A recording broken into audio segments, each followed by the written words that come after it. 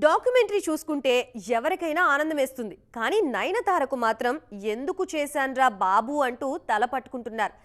ఏ ముహూర్తంలో ఈ documentary sign చేశారో కానీ అప్పటి నుంచి ఈమెకి చుక్కలు కనిపిస్తున్నాయి. తాజాగా మరో తలనొప్పి కూడా నయన్ ఖాతాలో చేరిపోయింది. మరి అదేంటి? అసలు డాక్యుమెంటరీ తెచ్చిన బాధలేంటి? ప్రశాంతంగా సినిమాలు చేసుకుందామంటే లేనిపోని తలనొప్పులు నయనతారను బాగా డిస్టర్బ్ చేస్తున్నాయి. ఎప్పుడో చేసిన డాక్యుమెంటరీ ఇప్పుడు ఆమెకు చిక్కులు తెస్తుంది. ప్రతిసారి అందులో ఉన్న ఏదో చిన్న తప్పు దొర్లడం, దానిపై నయనను కోర్టుకు లాగడం కామనైపోయింది. తాజాగా చంద్రముఖి నిర్మాతలు ఈమెకు నోటీసులు జారీ చేశారు. 2005లో విడుదలైన చంద్రముఖితోనే నయనతార స్టార్గా మారింది.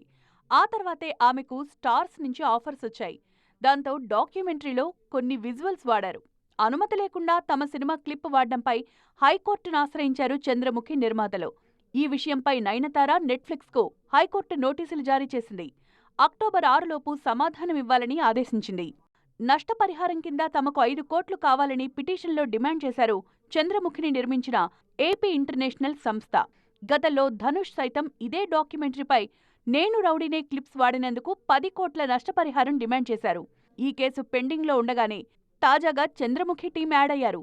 ఇంకా ఎంతమంది నయనతారకు షాక్ ఇస్తారో చూడాలి.